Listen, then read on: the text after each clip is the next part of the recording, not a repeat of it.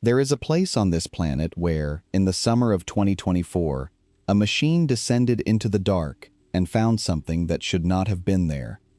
Not a shipwreck, not a lost anchor, life.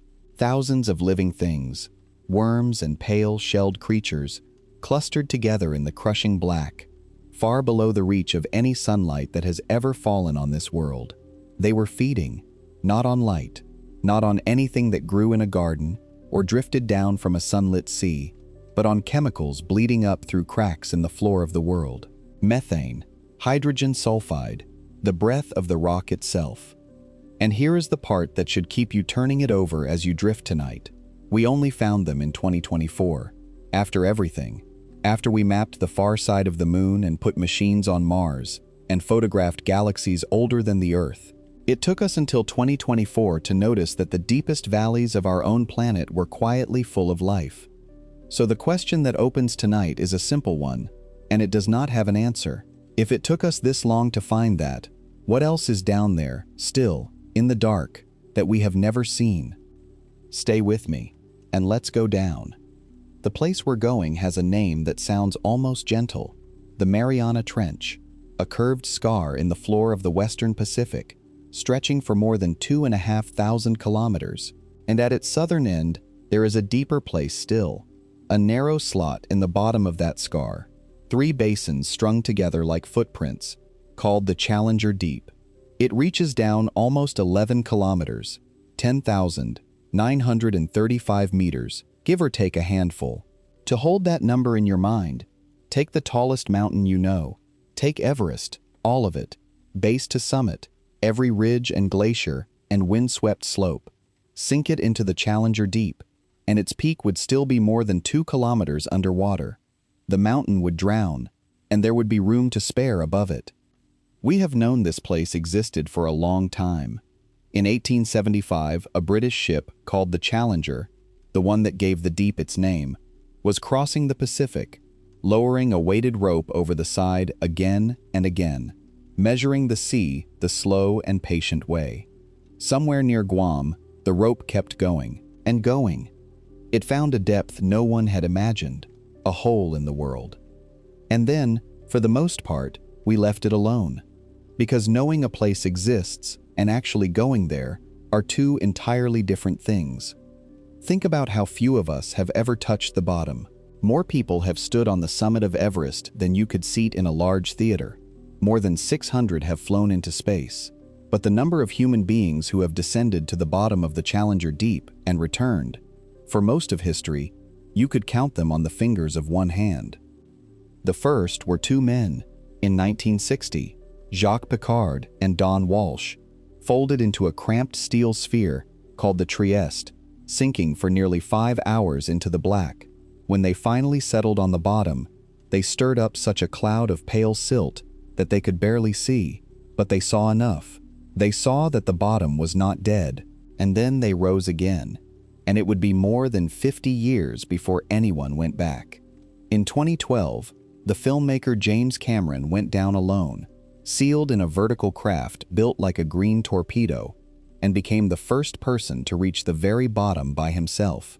He described it afterward as desolate, alien, a place utterly removed from the world of the living.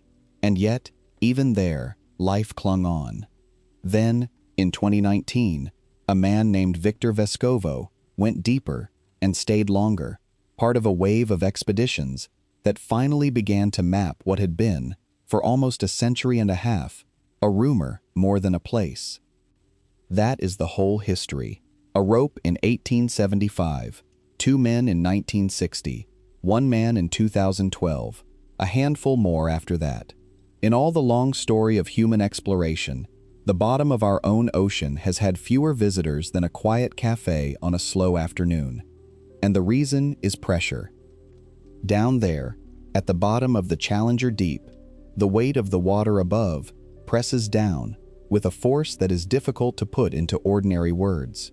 More than 1,000 times the pressure you are feeling right now, wherever you are, under the thin ocean of air we call the sky, around 1,100 atmospheres, a weight roughly equal to a large truck pressing down on the tip of your thumb, everywhere, on every surface, all at once, without pause. Nothing about that environment is kind to a visitor from above. A cheap foam cup lowered to the bottom comes back the size of a thimble, crushed evenly on all sides, the air squeezed out of it forever. Steel must be engineered with obsessive care. A single flaw, a single weakness, and the deep simply closes its fist. And the cold. Down there the water hovers just above freezing, 1, perhaps 2 degrees. No warmth ever reaches it from the sun, because the sun cannot reach it at all. And that is the third thing, the one that shapes everything else, the darkness. Because sunlight does not make it to the bottom of the sea. It doesn't even come close. In the clearest ocean water, light fades to nothing within a few hundred meters. Below that, there is a zone sailors and scientists sometimes call the midnight zone, where no glimmer of daylight has ever fallen, and the Challenger Deep is far, far below even that. It sits in the deepest layer of all, a place with its own name, borrowed from the oldest stories we tell, the Hadal Zone, named after Hades, the god of the underworld, the god of the dead. It is a fitting name: total darkness, near freezing cold, pressure that would crush almost anything we sent down without armor. No light for anything to grow by. By every rule we once believed about where life could exist, the Hadal Zone should be empty, a sterile grave at the bottom of the world. And yet, let me tell you what we have actually found down there, because it is stranger than the emptiness we expected. When James Cameron's expedition brought samples back up from the deep in 2012, among them were creatures that look, at first glance, like ordinary shrimp. Small, pale, twitching things called amphipods. On a beach, in a rock pool, their cousins might be the length of a grain of rice, a centimeter perhaps, something you'd overlook entirely. But the ones from the bottom of the Mariana Trench were more than 18 centimeters long, the largest examples of what scientists call deep-sea gigantism ever pulled from the abyss. Imagine reaching into the darkness at the bottom of the world and lifting out a shrimp the length of your forearm. Something about that place, the cold, the pressure, the strange slow economy of the deep, tells these creatures not to stay small, but to grow, and we still do not fully understand why. That is what waits for us further down tonight. Not emptiness, something far more surprising. To understand what lives down there, you have to let go of almost everything you know about animals. You have to forget the shape of the world you live in, the warmth, the light, the pull of day into night, because the creatures of the Hadal Zone have never known any of it. They have never seen the sun. They have never felt it grow warm at midday or watched it sink at dusk. Their entire lineage, stretching back further than we can easily imagine, has lived in a darkness without edges. And the most successful of them, the true rulers of that deep, are the fish they call snailfish. You would not think much of one if you saw it. It is small, a few centimeters, perhaps the length of your hand at most. It is pale, almost translucent, the color of something that has never needed color. Its body is soft, faintly gelatinous, tapering to a delicate tail. It looks, if anything, fragile, the kind of thing you might imagine the deep would crush without a thought. And yet the snailfish is the deepest living fish ever found on Earth. The Mariana snailfish, to give it its proper name, has been recorded swimming calmly at depths beyond 8,000 meters, deeper than any other fish we have ever discovered. It moves through pressure that would flatten a submarine, and it does so with a kind of unhurried grace, drifting through the black as though the weight of 8 kilometers of ocean were nothing at all. How does it do this? The answer is a quiet marvel, and it begins with what the snailfish does not have. It has almost no bone. A fish like the ones you might picture, a cod, a bass, anything from a sunlit sea, is held up by a hard skeleton, rigid struts of bone that give it shape. But bone is stiff, and stiffness is dangerous under that kind of pressure. So the snailfish has traded most of its skeleton for cartilage, the soft, flexible material in the tip of your own nose, the bend of your own ear. Its skull is not fully closed. Its body is soft and yielding, letting the pressure pass through it rather than fighting against it. It does not resist the crushing weight of the deep. It surrenders to it, and in surrendering, it survives. Look closely, if you ever could, and you would see straight through parts of it. Its body is so translucent that its internal organs are faintly visible, working away in the dark. There is something almost ghostly about it, a creature so perfectly matched to the abyss that it has become half transparent, as though the deep were slowly dissolving the line between the animal and the water around it. But even the snailfish has a limit, and this is one of the strangest things we have learned about the bottom of the sea. No fish has ever been found below about 8,200 meters. Not because we simply haven't looked hard enough. There seems to be a real boundary there, an invisible line drawn across the deep, below which no fish can go. And the reason is written into the chemistry of their own bodies. To survive the pressure, deep-sea fish flood their cells with a special molecule, a substance that stops their proteins from being crushed and folded into uselessness by the weight above. The deeper the fish lives, the more of this molecule it needs. And here is the trap. At around 8,200 meters, a fish would need so much of it that its body would reach a kind of chemical breaking point. The very thing keeping it alive would begin to work against it. Below that line, a fish simply cannot balance the equation. Life, at least in the shape of a fish, runs out of room. Think about what that means. There is a floor to the abyss, and then there is a floor beneath the floor, a depth even the hardiest fish on the planet cannot cross. And yet the trench goes deeper still, nearly 3 kilometers deeper. There is a whole world below the last fish, a basement beneath the basement, where the vertebrates cannot follow, and things still live down there, just not fish. Below that final line, the amphipods carry on. Those pale, swarming, shrimp-like creatures, thriving in a place too deep for anything with a backbone. And with them, down in the deepest sediment of all, are things so small and so strange that they blur the line between one creature and many. But before we go down into that final darkness, let me pause here, because we've come a long way already, and I haven't yet properly said hello. Welcome. Wherever you are tonight, whatever hour it is where you're lying, I'm glad you're here. I'm Simon, and this is Sealed, the quiet place I make for the nights when sleep is slow to come. If you're new here, settle in. There's no hurry. Nothing I tell you tonight needs to be remembered. You can let it wash over you and slip away, and that's exactly as it should be. I'd love to know, if you're still awake enough to wonder it, where are you listening from? What's the weather like beyond your window? Perhaps it's warm where you are, the window cracked open to a summer night. Perhaps it's cold, and you've pulled the blankets close. Wherever you are, I can promise you this: it is warmer and lighter and kinder than the place we've been describing. Down at the bottom of the Challenger Deep, it is always the same, always dark, always near freezing, always still. And if this slow kind of curiosity is the sort of thing that helps you drift off, you might quietly follow along with Sealed, so the next night finds its way to you too. But there's no need to do anything now. Just breathe. Let your shoulders drop. We still have a long way down to go, because we've talked about the fish and the shrimp and the crushing dark, but we have not yet asked the harder question. Not what lives at the bottom of the trench, but how. How does anything live in a place with no sunlight at all? On the surface of the world, everything eats light, in the end. The grass drinks the sun. The animal eats the grass. Even the great sunlit oceans are fed, at their root, by drifting specks of life that turn light into food. Take the sun away, and by every rule we knew, the whole chain should collapse into nothing. So what, down in the endless dark, is holding it up? The answer begins with something falling. Far above, in the sunlit surface of the sea, life is thick and busy. Creatures live and feed and die.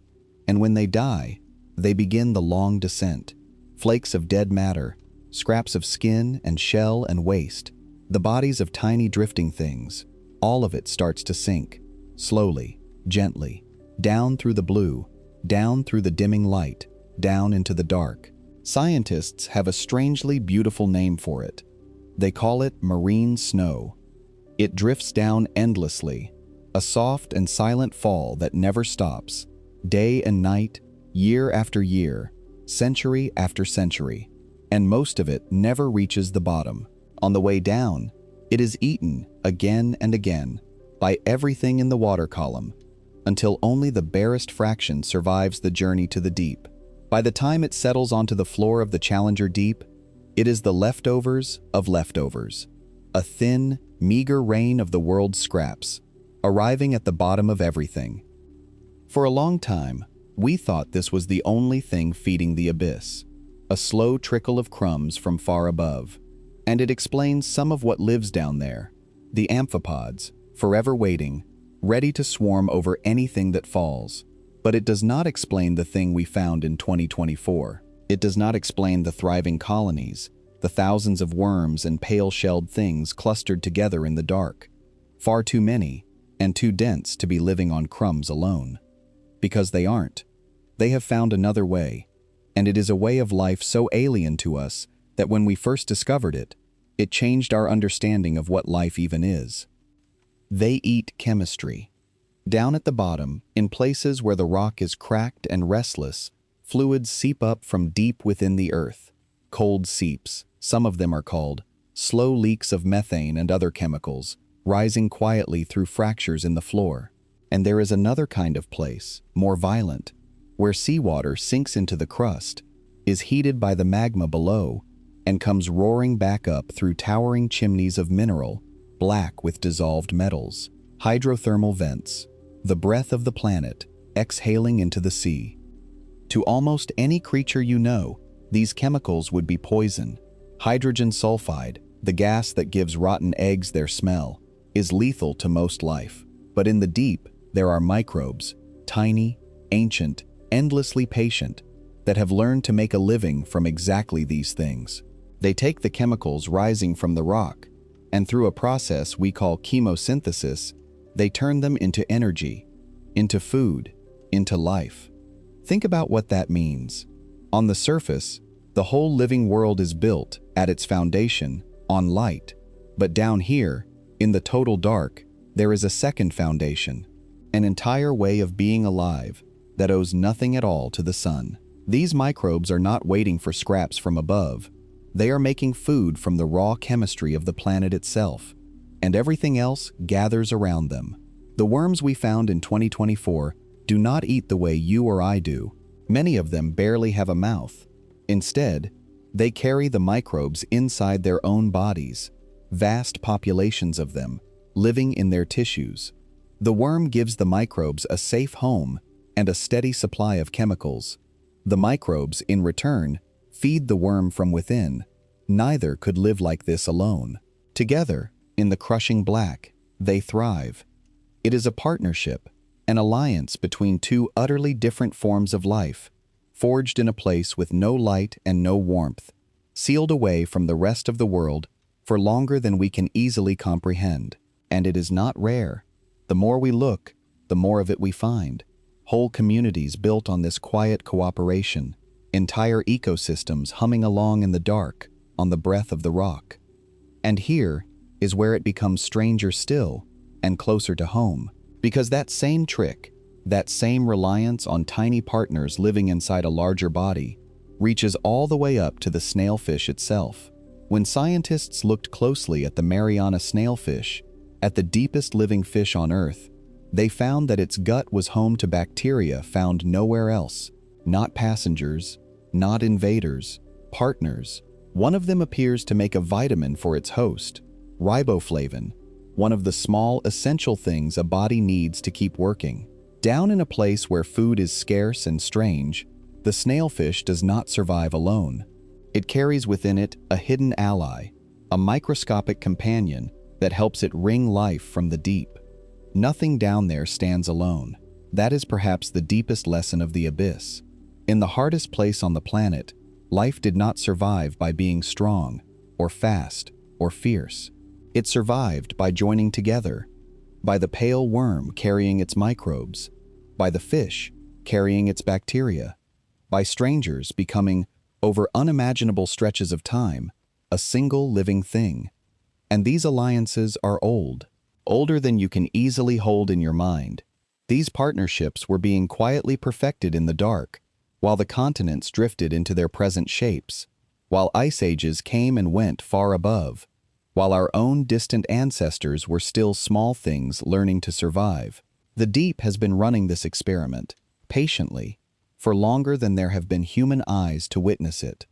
Which brings us to a strange and lonely truth about the trenches, because the creatures that live down there are not just isolated from the surface, they are isolated from each other too, and that isolation has done something remarkable. Picture the trenches for a moment, not as we usually imagine them, as a single, deep place, but as they truly are. Scattered across the floors of the world's oceans, there are dozens of these hadal trenches. Long, narrow gouges in the crust, each one plunging far below the surrounding seafloor. The Mariana, the Kermadec, off New Zealand, the Kuril-Kamchatka, in the cold North Pacific. Others strung out across the globe, each one its own separate wound in the bottom of the world. And here is the strange thing. Between them lies the abyssal plain, the vast, flat, ordinary deep seafloor, thousands of meters down, but nowhere near as deep as the trenches themselves. For a creature that has adapted to the crushing pressure of the hadal zone, that shallower plain is a barrier it cannot cross. It is as though each trench were a valley ringed by mountains too high to climb, except in reverse. A deep, too shallow to survive in, surrounds each one, sealing its inhabitants inside. And so, over immense stretches of time, each trench has become a world unto itself. There are at least 12 different species of snailfish living in the deep trenches of the world, spread across 9 of them, and many of these species live in one trench and one trench only. They are found nowhere else on Earth. The snailfish of the Mariana is not the snailfish of the Kermadec. Each deep place has grown its own kind, in its own isolation, cut off from all the others by an ocean too shallow to cross. Think of that. Each trench is an island, but an island at the bottom of the sea, made not of land rising out of the water, but of depth sinking below it, an island of darkness. And on each of these islands, life has been quietly going its own separate way, shaping its own creatures, running its own long, slow experiment for millions of years. When we lower a machine into one trench and find something new, it tells us almost nothing about the next. Each one must be visited on its own.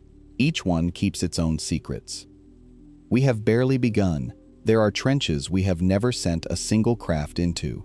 There are others we have visited only once, for a few hours, catching the briefest glimpse before rising back into the light. We have spent more time, as a species, studying the surface of the moon than the floors of our own deep trenches.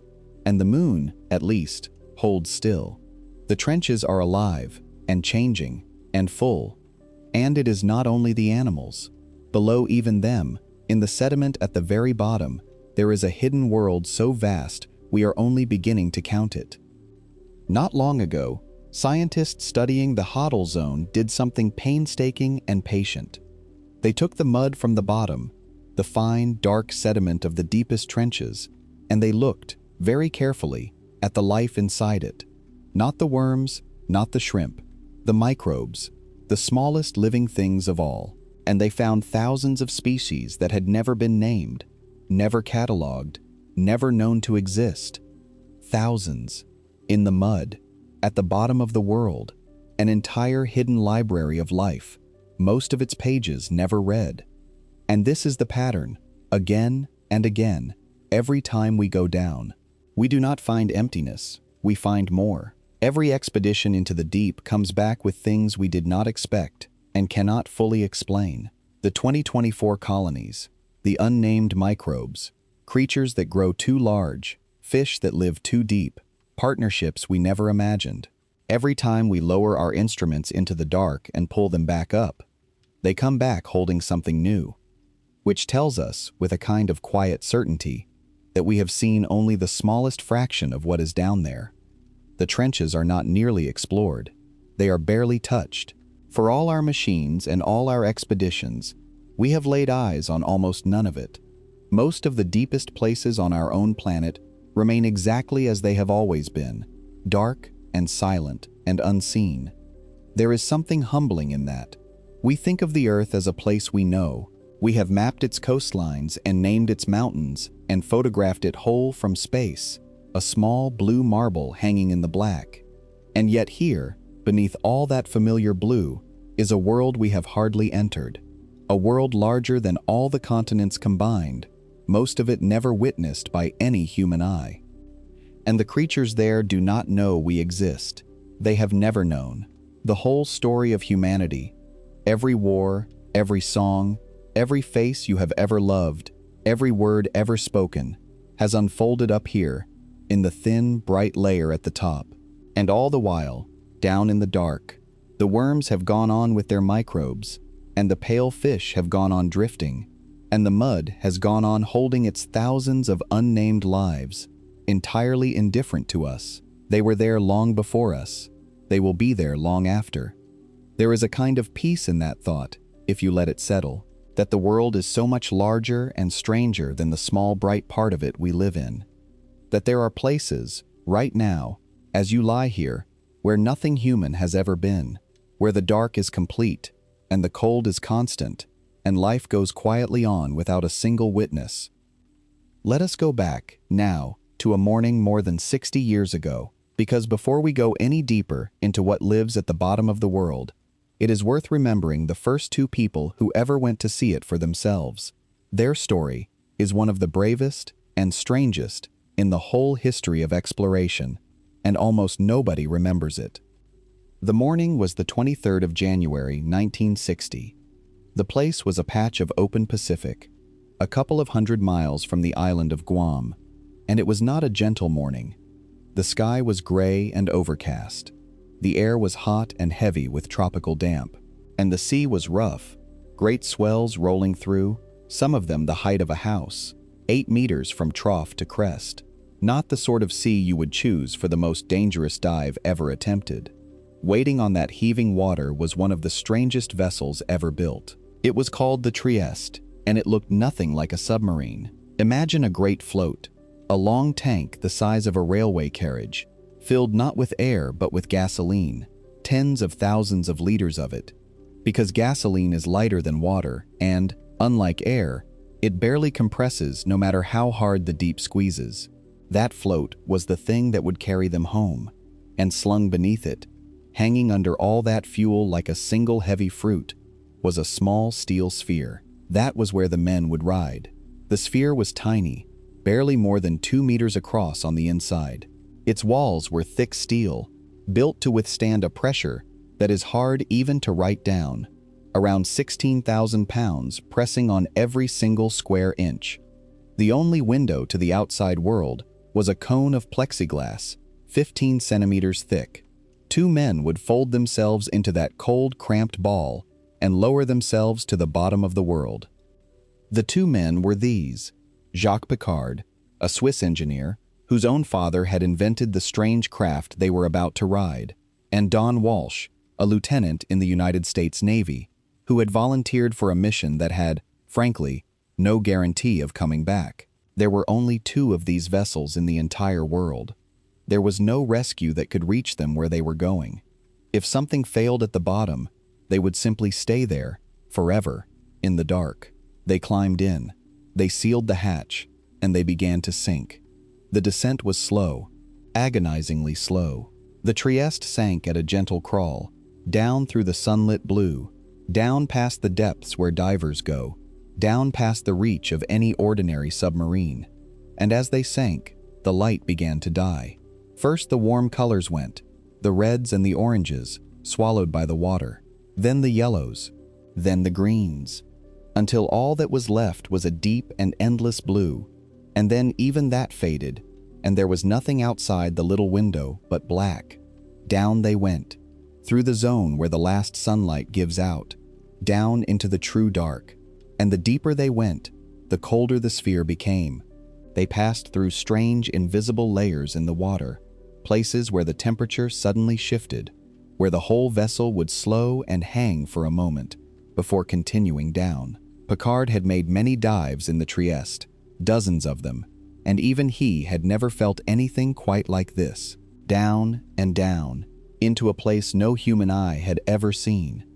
And then, when they were far down, deeper than anyone had ever been, the deep gave them a warning. There was a crack, a loud, hard, echoing bang that shook the whole sphere. Deep in that tiny cold ball of steel, kilometers beneath the surface, with the entire weight of the ocean pressing in on them, the two men heard the one sound no one ever wants to hear. Something had broken. They did not know, in that moment, what it was. They only knew they were further from help than any human beings had ever been, and something had just failed. It would turn out, later, that the outer pane of the plexiglass window had cracked under the monstrous pressure, the very window they were looking through. But it held. They made a decision that tells you everything about who these men were. They kept going. Down, the last stretch, down to the very bottom of the world. And at last, after nearly 5 hours of sinking through the dark, the Trieste settled softly onto the floor of the Challenger Deep, stirring up a slow, silent cloud of pale ooze. They had done it. They were sitting at the lowest point on the surface of the Earth. No one had ever been there. No one would come back for more than 50 years. And then Picard looked out of the cracked little window, into the beam of their single light, and there, in the most hostile place on the planet, something looked back. A fish. He described it as flat, like a sole or a flounder, drifting calmly across the beam of the light, entirely unbothered by the two astonished men who had crossed an ocean of darkness to find it. Whether it was truly a fish or some other pale creature of the deep has been debated ever since. But in that moment, none of that mattered, because that single glimpse shattered a belief that had stood for a very long time. For years, many scientists had held to something called the azoic theory, the idea that below a certain depth, the ocean was simply dead, that the pressure was too great, the cold too deep, the dark too total, for anything to live, that the bottom of the sea was a sterile desert, empty of life. And here, at the very deepest point of all, in the first minute after arriving, the first man ever to reach it looked out and saw a living creature going calmly about its life. The theory died in that instant. Life, it turned out, had been there all along, in the last place anyone believed it could be, waiting, patiently, in the dark, for someone to come and look. They could not stay long. The cracked window meant they dared not linger, and the cold was seeping into the sphere. They rested on the bottom for only about 20 minutes. 20 minutes, after 5 hours of descent and a lifetime of preparation. They saw the pale ooze, the drifting shrimp-like shapes, that single calm fish. And then they released their ballast, tons of iron pellets pouring away into the dark, and began to rise. The journey back up was faster, around 3 hours, lifting slowly out of the black, up through the reviving colors, up into the light and the rough gray swells of that January morning. And then the hatch opened, and two men who had been to the bottom of the world climbed out into the ordinary air, blinking, alive. Here is the thing that should stay with you. Think of the mountain again, Everest, the roof of the world. Since it was first climbed in 1953, nearly 9,000 people have stood on its summit. 9,000. And in all the years since Picard and Walsh touched the bottom of the Challenger Deep, the number of human beings who have followed them down is a tiny handful. For decades, it was just the two of them. Two people, in the whole history of our species, had seen the deepest place on Earth with their own eyes. We look up, and we dream of going higher. We have always been drawn to the summits, the peaks, the heights. But down is different.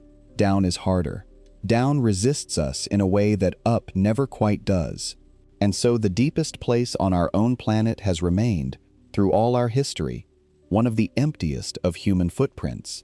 A place we reached once, 60 years ago, in a cracked steel ball, and then, for the longest time, simply left alone again. The fish, of course, remained. It had never left. It went on drifting through the dark long after the strange bright visitors had risen back toward the sky, carrying their impossible news to a world that barely noticed. There was little fanfare when they returned. A decade later, when men walked on the moon, the whole world watched. But the two men who reached the bottom of the sea came home to a quiet that almost matched the deep they had visited. And yet what they had proven would only grow in importance with time. That the deep is not dead. That life reaches all the way down, to the very bottom of everything. That in the coldest, darkest, most crushing place on the planet, something is always there, going quietly about the business of being alive. We have spoken of the cold, of a place where the water sits forever a single degree above freezing, where no warmth has ever reached from the sun. But there is a strange truth about the deep, and it is this.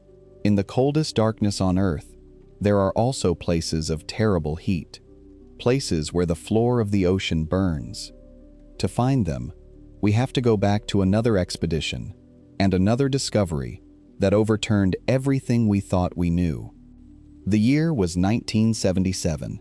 A small team of scientists was exploring a ridge in the deep Pacific, near the Galapagos Islands, in a tiny research submarine called Alvin, the first vessel ever built to carry people down into the deep ocean to work. They had come to investigate something odd in their measurements. Their instruments, trailing through the black water more than 2.5 kilometers down, kept catching brief flashes of warmth. In a place that should have been uniformly, endlessly cold, something was heating the water. They wanted to know what. What they found changed biology forever.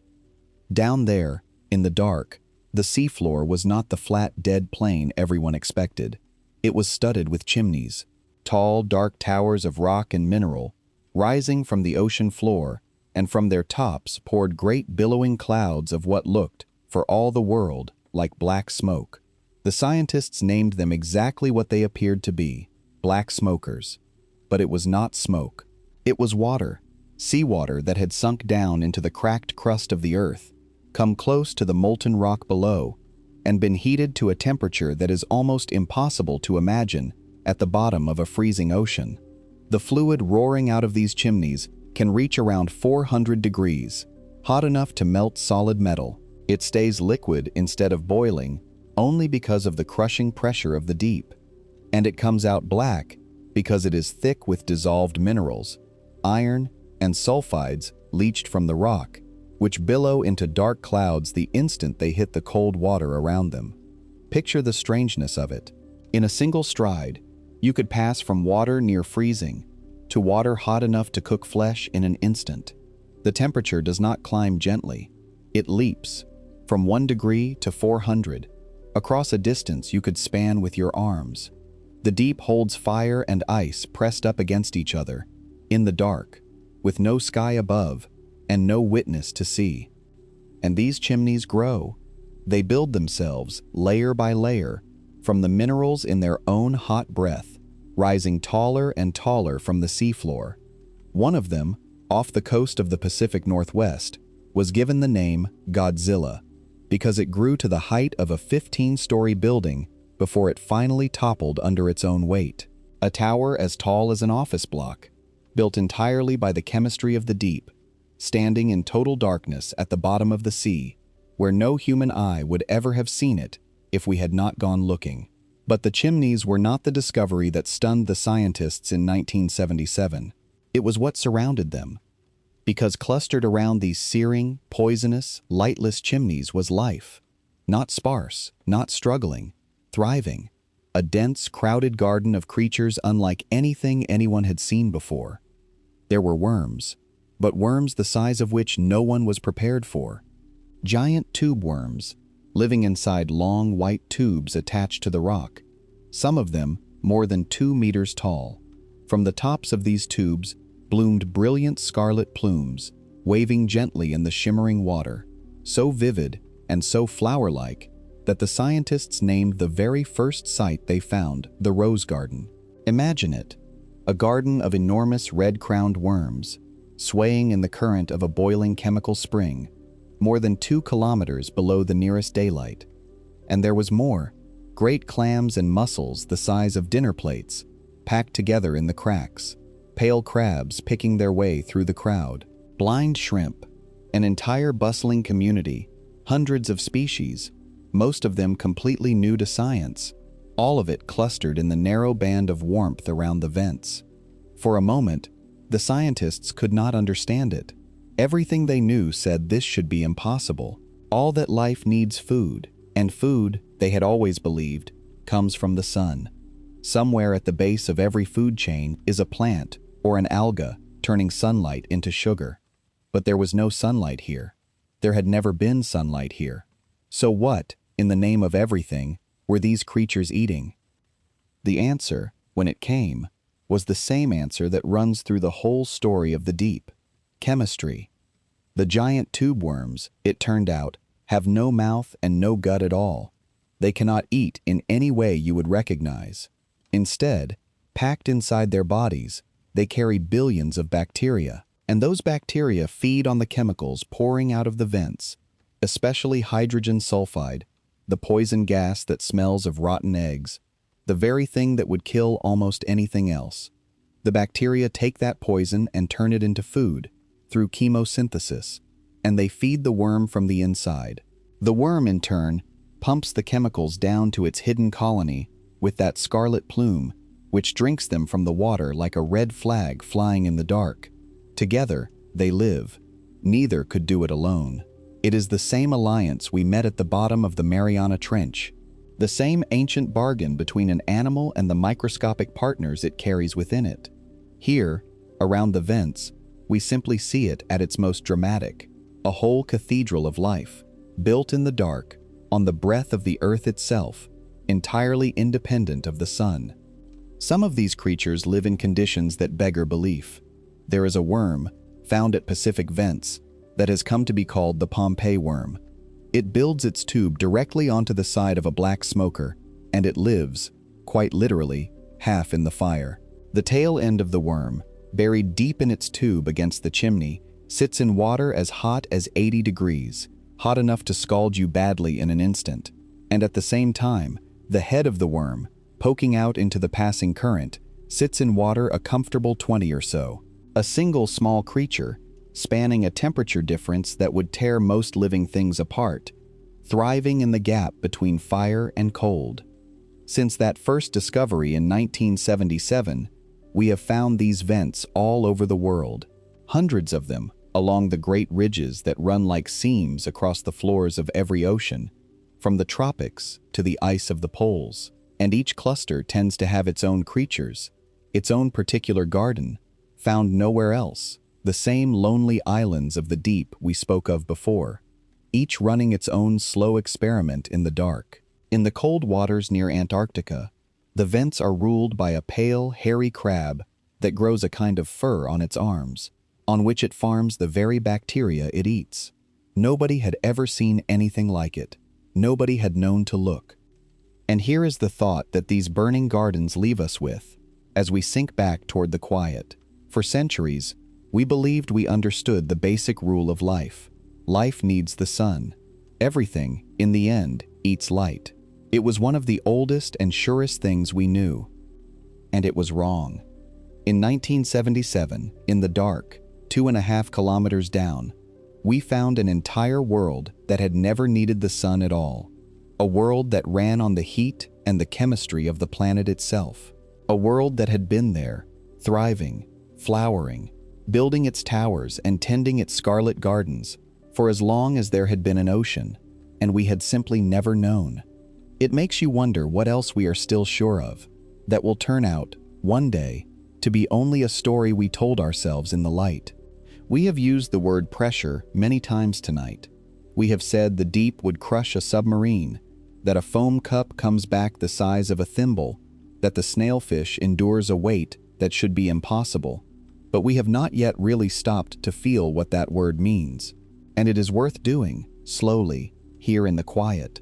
Because the pressure at the bottom of the sea is perhaps the strangest and most invisible force on our planet. And understanding it changes how you see every creature that lives down there. Start with where you are now, right now, as you lie there, You are already under pressure. There is a whole ocean above you, not of water, but of air. The atmosphere of the Earth, kilometers of it, stacked up over your body, pressing down. You have simply never noticed, because you were born into it, and your body is built to match it exactly. We call that weight 1 atmosphere. It is the pressure of the world you know. Now begin to descend. Into water this time. And here is the rule, simple and relentless. For every 10 meters you go down, the pressure increases by 1 more atmosphere. Just 10 meters down, you already feel it. Your ears ache, they pop, that first small warning that the weight is growing. A diver at 30 or 40 meters is already near the limit of what an ordinary body can safely bear. And that is barely the beginning. Keep going. 100 meters down, and the pressure is 10 times what you feel on land. 1,000 meters, and it is 100 atmospheres, 100 times the weight of the entire sky, pressing on every part of you at once. And the Challenger Deep is not 1,000 meters down, it is nearly 11,000. At the very bottom, the pressure is around 1,100 atmospheres, 1,100 times the weight of the whole atmosphere of the Earth, bearing down on every single square centimeter of anything that goes there. What would that do to a human body? It is not a gentle thing to describe, so let me say it plainly and then let it go. A person exposed to that pressure without protection would not drift slowly into trouble. It would be instant. The air spaces inside us, the lungs, the sinuses, the delicate hollows of the ears, would be crushed in a moment. And here is the thing that surprises people. You would not need to go anywhere near the bottom for this. This ruin would happen to an unprotected human body only a short way down, a couple of 1,000 meters at most, long before you reach the true deep. The bottom of the Challenger Deep is not simply deadly to us. It is a place our bodies could never even approach. This is why the whole history of reaching the bottom is a history of engineering, of steel spheres and thick plexiglass and obsessive calculation. When Picard and Walsh went down, they did not conquer the pressure.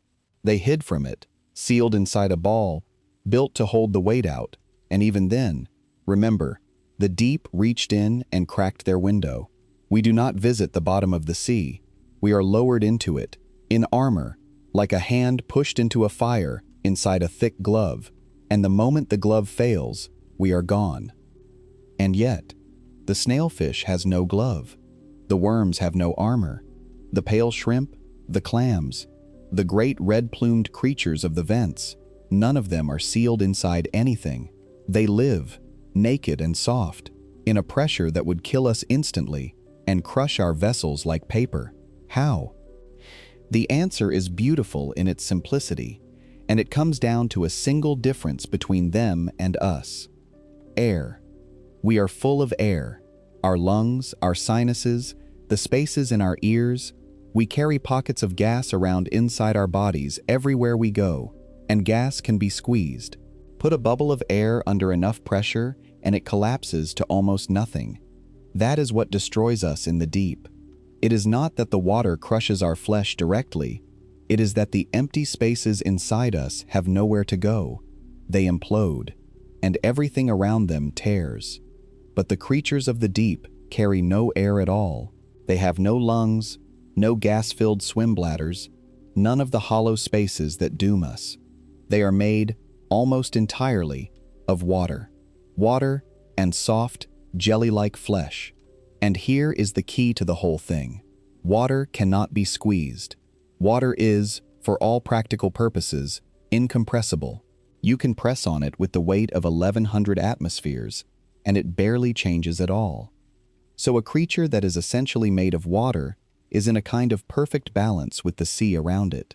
The immense pressure pushes in from outside, and the water inside its body pushes back, exactly as hard, from within.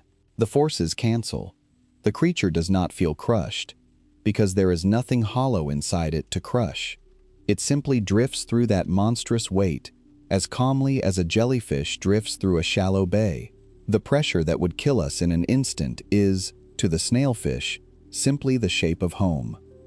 Some deep-sea creatures do something even more astonishing. There are animals that migrate up and down through the water every single day, rising and sinking by 1,000 meters or more, passing through a swing of 100 atmospheres of pressure, up and down, every day of their lives, without the slightest harm. Imagine a creature to whom the difference between the surface and 1,000 meters down is nothing more than the difference between morning and evening. A commute through 100 times the weight of the sky. But the deep pushes even this to a limit, and it brings us back to that strange boundary we found before, the depth below which no fish can live. Because it turns out that at the very greatest depths, even water begins to struggle. Even the incompressible starts to give. Down near the bottom, the pressure is so extreme that it begins to interfere with the molecules of life themselves. The proteins in a living cell are not simple things. They are long chains, folded into precise and delicate shapes, and their shape is everything. A protein does its job only because it is folded just so, and the crushing pressure of the deep tries, relentlessly, to unfold them, to flatten them, to destroy the very shapes that keep a body alive. This is the real enemy at the bottom of the world, not the crushing of flesh, but the quiet unmaking of the machinery inside every cell. And it is against this that the deep-sea fish deploy their secret weapon, that molecule we met before. They flood their cells with a substance that props their proteins up, that stabilizes the delicate folds, that holds the shapes together against the weight trying to smooth them flat. The deeper the fish, the more of it they carry. It is their answer to the pressure, poured into every cell of their bodies. And it is also, as we saw, their undoing, because there is only so much of this molecule a body can hold before its own chemistry tips out of balance. Around 8,200 meters, the fish reaches the limit. It would need more of the protective molecule than its body can bear. And so, at that depth, the fish simply stop. Not because the water ends, not because the food ends, but because the last delicate trick that lets a backbone survive the deep finally runs out. Below that line, life must be simpler still. Soft worms, single cells, things that have given up even more of themselves to the weight. That is the deep in the end. A place ruled by an invisible force we cannot feel and can barely imagine. A weight that shapes everything that lives there, that decides who may go and who may not, that draws lines across the darkness no creature can cross. We think of the abyss as empty and still, but it is not still at all. It is holding, everywhere, all the time, the entire weight of the ocean pressing down, and every soft, drifting, patient creature in it is quietly, perfectly, holding that weight in balance, as it has for longer than there have been mountains on the land above. We have spoken so far as though there were one deep place, the Mariana, the Challenger Deep, the single bottom of the world. But that is not the truth. The truth is stranger and lonelier, and it is worth sitting with tonight as you drift. Because the Mariana is not alone. Scattered across the floors of the world's oceans, there are dozens of these deep places. 46 of them, by one count. 46 separate hadal habitats. 46 wounds in the crust of the earth, each one plunging down past 6,000 meters into the dark. And of all of them, only a handful reach the very greatest depths. 5 trenches, in all the world, go deeper than 10,000 meters. The Mariana, deepest of all, near 11, and then the Tonga, off the islands of the South Pacific, the Philippine, the Kermadec, near New Zealand, and the Kuril-Kamchatka, in the cold gray north, off the coast of Russia. 5 places, on the whole surface of the planet, where the ocean floor falls away past 10 kilometers, and we have visited almost none of them. Think about that for a moment. We speak of the deep as though we know it, but consider a single number, drawn from the records of the North Pacific. Out of more than 170,000 records of marine creatures gathered from that vast region, every fish, every shrimp, every scrap of life ever logged there, only 153 came from below 3,500 meters. 153 out of 170,000.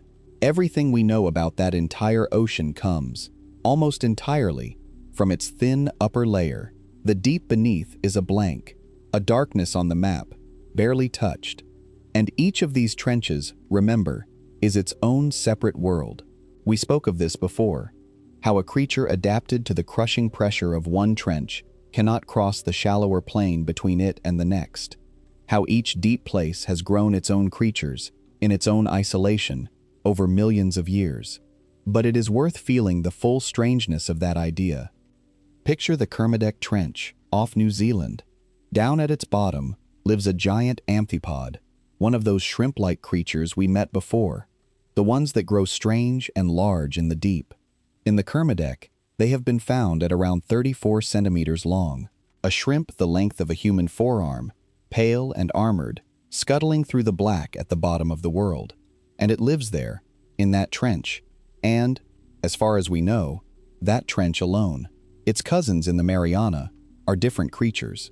The two populations have not met and cannot meet, separated by an ocean too shallow for either to cross. They are like the animals of two distant islands, except the islands are not islands at all.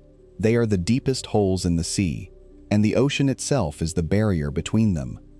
Each trench, then, is a sealed experiment, a separate laboratory of life, running in the dark, cut off from all the others. When we lower a machine into one and pull up something new, it tells us almost nothing about the next. Every one of these deep places must be visited on its own. Every one keeps its own secrets, its own creatures, its own long, slow story that is unfolded without a single witness. And the deep does not give up its visitors easily. There is a sobering reminder of this in the story of a machine called Nereus. Nereus was one of the most advanced deep-sea robots ever built, a craft designed to go where no human could, into the crushing dark of the trenches, carrying cameras and instruments in place of a crew. In 2014, Nereus was exploring the Kermadec Trench, working at a depth of nearly 10,000 meters, when something failed. Under the monstrous pressure of that depth, some part of it finally gave way, and the deep did what the deep does. Nereus imploded, collapsed inward in an instant, crushed by the very weight it had been built to resist. One moment, a marvel of engineering, working in the dark. The next, a scatter of fragments drifting down to join the silence. Even our machines, even our finest and most careful machines, are not safe down there. The deep is patient, and it is stronger than anything we send into it. And yet we keep going back, because the deep keeps surprising us. Which brings us, at last, to the discovery we began with tonight. The thing found in the summer of 2024. Now that we have been all the way down, now that we understand the cold and the dark and the crushing weight, we can finally understand what that discovery truly meant. A Chinese submersible, a craft called Fendozhe, a name that means striver, spent that summer diving, again and again, into the deep trenches of the Northwest Pacific, the Kuril-Kamchatka, the Western Aleutian, the cold, gray, barely explored deeps of the far north. And down there, between roughly 5,500 and 9,500 meters, in the crushing dark, it found something no one had ever seen at that scale before. Life, enormous amounts of it. Not the sparse, scattered creatures we expected, the lonely amphipod, the occasional drifting fish, whole thriving communities, dense fields of tube worms in their pale sheaths, beds of clams packed together in the sediment, thousands upon thousands of animals crowded across the bottom, far more life than that barren deep should ever be able to feed. And they were not living on crumbs from above. They were living, as we now understand, on the breath of the earth, on chemicals, methane and hydrogen sulfide, seeping up through cracks in the trench floor, the same chemistry that feeds the gardens around the vents, cold seeps at the bottom of the world, feeding cities of life in the dark. And the scientists who found them said something striking. Given how similar the world's other trenches are, these communities are probably not rare at all. They are probably down there, in trench after trench, all over the planet, and we simply never knew, because we had never looked in the right place, in the right way. Let that settle, here in the quiet. In 2024, this year, or near enough, we discovered that the deepest trenches of our own planet may be lined with thriving cities of life that we had completely missed, not on some distant world, here, beneath our own oceans, all this time. It is almost the whole story of the deep, folded into a single discovery. Every time we go down, we find more than we expected. Every machine we lower comes back holding something new, and each new thing tells us the same quiet, humbling truth, that we have seen almost nothing, that the deepest, largest, most ancient habitat on our own planet remains, even now, even after everything, almost entirely unknown. The trenches are still down there tonight, all 46 of them, the 5 great deeps past 10 kilometers, and all the lesser ones besides, each one dark, each one cold, each one holding its own separate world of creatures that have never seen us and never will. The giant shrimp of the Kermadec, scuttling through its private darkness. The tube-worm cities of the northern deeps, feeding on the breath of the rock. The pale fish of the Mariana, drifting at the edge of what life can bear. All of it there, right now, as you lie here, going on without us, keeping its secrets, waiting, with the endless patience of the deep, for the next time we find the courage and the means to come down and look. There is one last place to go tonight, and to reach it, we have to leave the earth entirely. Because everything we have learned about the bottom of our own ocean, the life that needs no sunlight, the creatures that feed on the breath of the rock, the gardens that bloom around the vents in total darkness, all of it points us somewhere unexpected, somewhere far beyond the sea. It points us up into the night sky, to a handful of small, cold worlds circling the distant planets. Because what we found at the bottom of the Mariana Trench may be the key to one of the oldest questions we have ever asked. Are we alone? Look up on a clear night and find Jupiter, that steady, brilliant point of light, brighter than any star. Around it circle its moons, and one of them is a world called Europa. It is a little smaller than our own moon, wrapped in a smooth, bright shell of ice. And for a long time, that is all we thought it was. A frozen ball, dead and still. But beneath that ice, we now believe, there is an ocean. Not a small one. Europa's hidden ocean may be 60 to 160 kilometers deep, so vast that this one small moon, far out in the cold dark beyond the sun's warmth, may hold twice as much liquid water as every ocean on Earth combined. All of it sealed beneath a crust of ice, in total darkness, never touched by sunlight. And here is the thought that quickens the pulse of everyone who studies it. Europa's ocean may have been there for 4.5 billion years, longer perhaps than the oceans of the Earth itself. How can water stay liquid, out there in the deep cold of space, so far from any warmth? The same way it stays liquid at the bottom of our trenches, not from the sun, but from within. Jupiter's immense gravity pulls and squeezes the little moon as it orbits, kneading its insides, and that flexing generates heat. And where there is heat, and rock, and water, there may be something else. Down on the floor of Europa's hidden ocean, scientists suspect there may be hydrothermal vents, the same burning chimneys we found in the dark of our own Pacific, the same black smokers, breathing chemicals into the water. And you already know what grows around those. Think of what we found in 1977, a whole world of life, thriving in total darkness, needing no sunlight at all, feeding on the chemistry of the vents.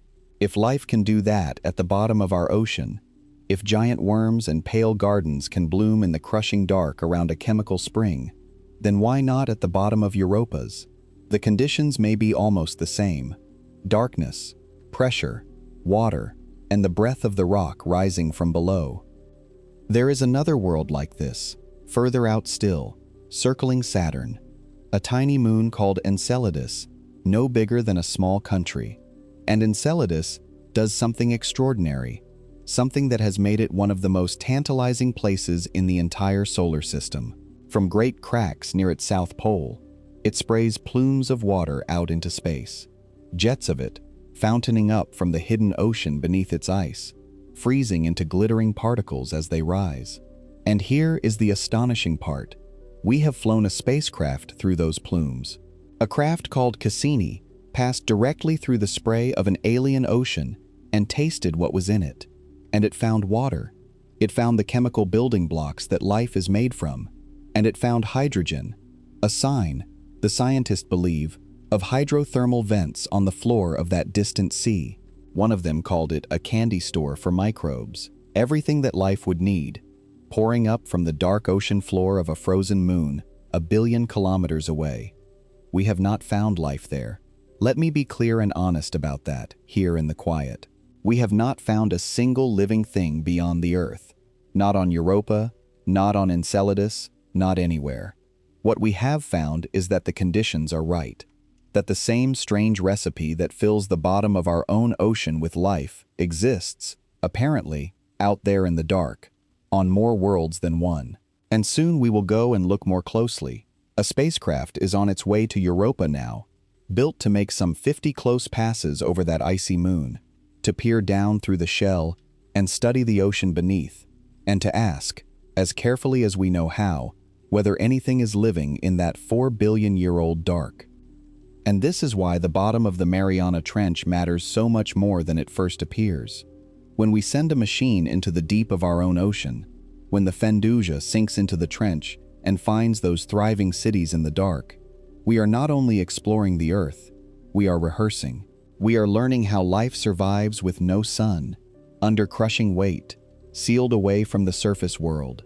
We are learning what to look for, and how, when at last we break through the ice of a distant moon. The trenches are practice for the stars. There is a strange and beautiful symmetry in it. For all of history, we looked up to search for other worlds, and down to find only rock and darkness. And now we understand that the two are the same search, that the darkness at the bottom of our own sea is a mirror held up to the hidden oceans of distant moons. That to understand what might be alive out there, we have to understand what is alive down here, in the last place we ever thought to look, in the crushing black at the bottom of our own world. And perhaps, in the end, that is the deepest gift the abyss has given us. Not just its strange creatures, not just its gardens and its ghostly fish, but a new way of seeing our place in things. We are not, it turns out, a bright, warm world alone in a dead and empty cosmos. We are one ocean among many, one dark, deep, living sea, circling a star in a universe that may be quietly full of them. And now, let it all go. Let go of the trenches and the moons and the distant spacecraft falling toward the ice. Let go of the numbers, the depths, the names. You do not need to carry any of it into sleep. It will all still be there tomorrow. The deep keeping its secrets, exactly as it always has. Come back, now, to where you are, warm, safe, held in the small bright surface of the world, where the air is soft and the night is kind, far, far above the cold and the dark we have traveled through tonight. And down below, far, far below, the deep goes on. The pale fish drifts through the black, in no hurry, with nowhere to be. The worms sway gently in the sediment, their tiny partners working quietly inside them. The chimneys breathe their slow chemistry into the dark.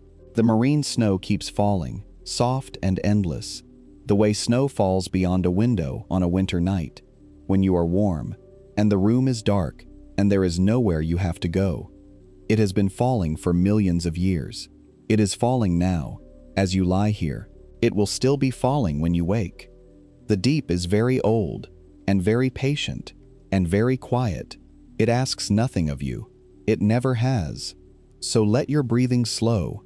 Let the weight settle out of your shoulders, out of your arms, out of the long day behind you. There is nothing left to reach for tonight, nothing left to know. Only the quiet, only the dark, soft water, only the slow, endless, gentle fall. Sleep now. The deep will keep watch, as it always has, and it will still be there in the morning.